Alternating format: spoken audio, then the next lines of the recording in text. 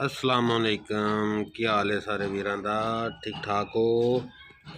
लो जी तुसीं कमेंटां च कहा सी जी एक बारी फिर आपां खाना पकाना जिहड़ा सानूं पका के विखा ते आपां अल्लाह खैर करे अज बनाउण लगे हैं भिंडी ते गोश्त।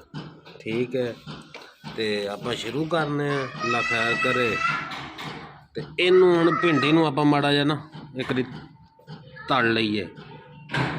घ्यो ते आपां थोड़ा जिहा गर्म करके ते ये थोड़ा गर्म हो जाए इन तल लीए।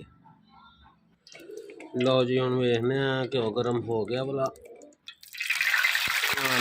घ्यो पूरा गर्म हो गया ते इहदे च हुण आपां भिंडियां सुट्टने सही है।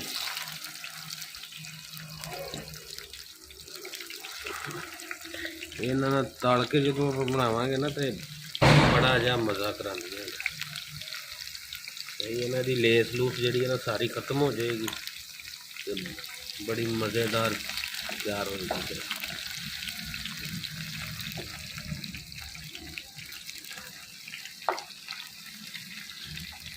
उन्नी देर आप गोश्त नूं साफ सूफ कर लेंगे। लो जी है हुण हो गया जरा इसका काम सीधा कढ़िए।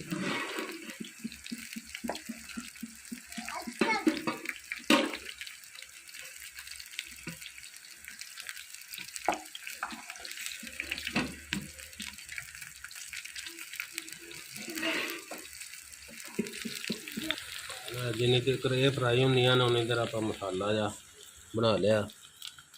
प्याज ते टमाटर मिर्चां ये फ्राई हो जाए फिर इस तो बाद आप उसे घ्यो पा के फिर इन्हूं फ्राई करना। लो जी आ हुण भिंडियां तलियां गईयां। इस तो बाद हुण आपां अल्लाह खैर करे प्याज रखने प्याज़ां नूं थोड़ा जिहा तड़का लवाने। लै जिहड़ा हुण उहदे च घ्यो बचिया सी इहदे च आपां हुण प्याज विच सुट्टने।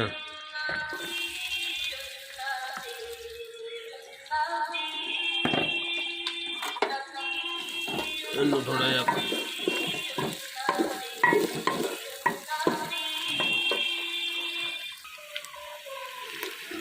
प्याज ज़्यादा लाल नहीं करने बस पूरे जो लाल करने ने। उस तो बाद टमाटर ते हरियां मिर्चां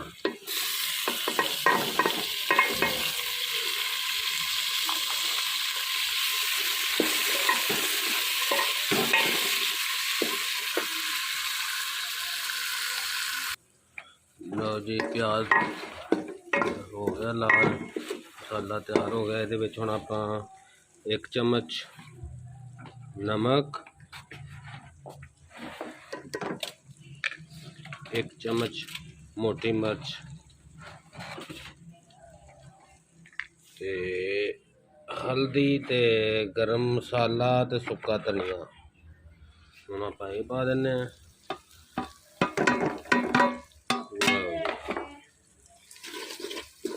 अपना मसाला तैयार हो जाता 5 मिनट लगने ना मसाला तैयार हो जाएगा। बस इन्ना ख्याल रखियो जे मसाला जिहड़ा ना खड़ा खड़ा होवे ज़्यादा नहीं करना उन्हें है। तो हुण आपां मसाला तैयार हो गया तो आपां हुण इहनूं गोश्त पा लईए।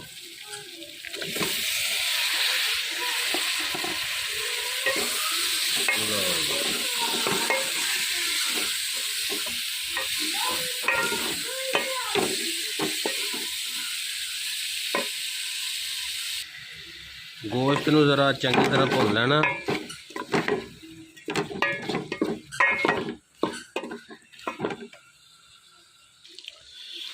लो जी गोश्त हुण भुज गया ते आपां हुण विच भिंडियां पाइए।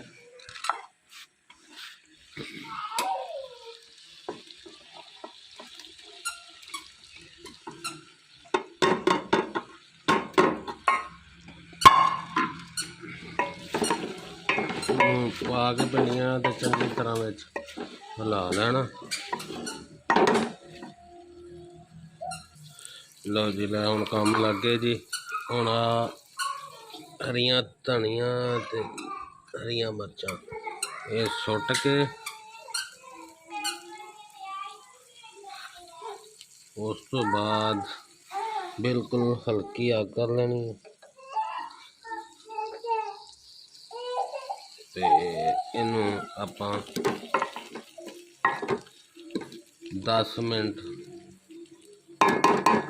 ਦਮ ਤੇ ਲਾ ਦੇਣਾ। ਲਓ ਜੀ, इंशाल्लाह ये ठीक 10 मिनटा बाद तैयार हो जाएगी। लो जी 10 मिनट हो गए ना, हुण आप चेक करने तैयार हो गया सारा सिस्टम। वाह जी वाह, माशाअल्लाह। लो जी अपनी डिश तैयार हो गई है तो इनू बिल्कुल हुण कोई कमी नहीं हैगी। तो 1 मिनट च दसना भी है कोई पिंडी गोश्त तुहानू तरीक़ेकार सही लगा या नहीं लगा। तो ये लाइक भी कर देना और शेयर भी कर देना। मेहरबानी।